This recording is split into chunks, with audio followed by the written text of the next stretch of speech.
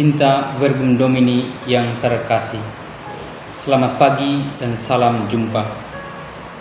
Marilah kita memulai permenungan kita hari ini dengan mendengarkan firman Tuhan. Inilah Injil Yesus Kristus menurut Markus. Pada waktu itu Yesus meninggalkan daerah Galilea dan berangkat ke daerah Tirus. Ia masuk ke sebuah rumah dan tidak mau bahwa ada orang yang mengetahuinya. Tetapi kedatangannya tidak dapat dirahasiakan. Malah di situ ada seorang ibu yang anak perempuannya kerasukan roh jahat. Begitu mendengar tentang Yesus, ibu itu datang dan tersungkur di depan kakinya. Ibu itu seorang Yunani berkebangsaan Siro-Fenisia. Ia mohon kepada Yesus supaya mengusir setan dari anaknya. Yesus lalu berkata kepadanya, "Biarlah anak-anak kenyang dahulu. Tidak patut mengambil roti yang disediakan bagi anak-anak dan melemparkannya kepada anjing." Tetapi ibu itu menjawab, "Benar Tuhan. Tetapi anjing di bawah meja pun makan remah-remah yang dijatuhkan anak-anak." Lalu Yesus berkata kepada ibu itu, "Karena kata-katamu itu, pulanglah, sebab setan itu sudah keluar dari anakmu."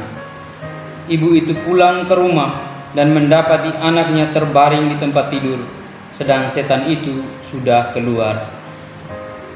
Demikianlah sabda Tuhan. Terpujilah Kristus. Pencinta Verbum Domini yang terkasih, setelah kita mendengar kisah tentang perempuan Siro-Fenisia, kita perlu bertanya diri, sebagai orang beriman, kepada siapa kita mengadukan atau menyampaikan persoalan hidup kita?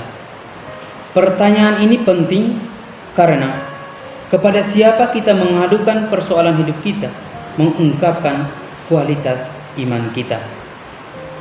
Dalam kisah Injil tadi, ada satu perempuan Siro-Fenisia datang pada Yesus di tengah lingkungan orang Yahudi, lalu menyampaikan permohonannya kepada Yesus. Sikap mendekati Yesus dan menyampaikan permohonan ini mengungkapkan keyakinan atau iman dari perempuan Siro-Fenisia ini. Perempuan ini tidak peduli dengan latar belakangnya, dan dia juga tidak peduli dengan orang lain di sekitarnya. Hal ini karena ia yakin bahwa Yesus tidak mempersoalkan latar belakang kehidupannya. Yesus hanya peduli dengan pribadinya sebagai manusia. Keyakinan ini yang mendorong dia untuk menerobos batas budaya demi berjumpa dengan Yesus. Dan Yesus menerima dan berkomunikasi dengan perempuan Siro-Fenisia tersebut.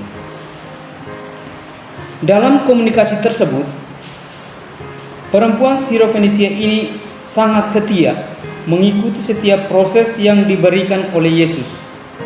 Dia mendengarkan setiap perkataan Yesus dengan penuh kesabaran. Dia juga menyerahkan diri dan seluruh persoalan hidupnya pada Yesus.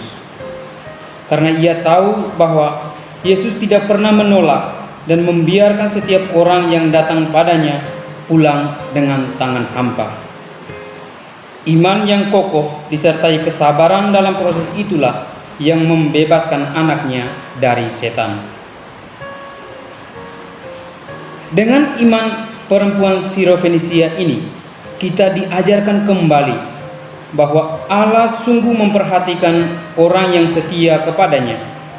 Allah memberikan kekuatan serta kehidupan bagi mereka yang berserah diri secara total kepadanya. Allah menjadi sumber kekuatan dalam menghadapi setiap permasalahan yang dihadapi oleh orang yang beriman.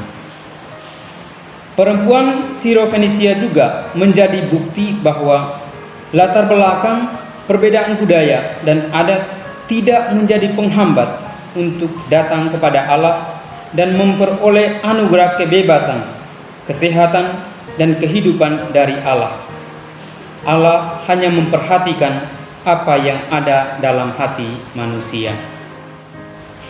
Pencinta Verbum Domini yang terkasih, kisah perempuan Sirofenisia ini pun mengingatkan dan mengajarkan bahwa Allah adalah sumber keselamatan, dan keselamatan yang ditawarkan Allah itu tidak terbatas pada kelompok atau wilayah tertentu.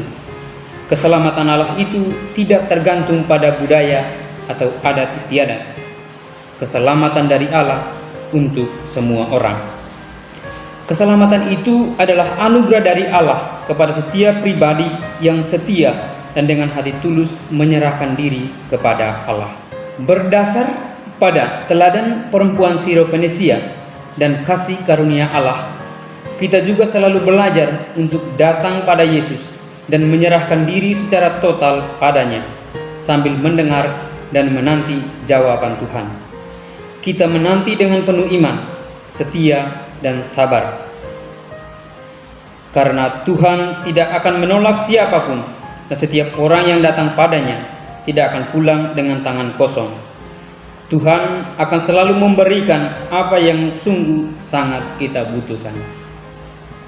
Semoga.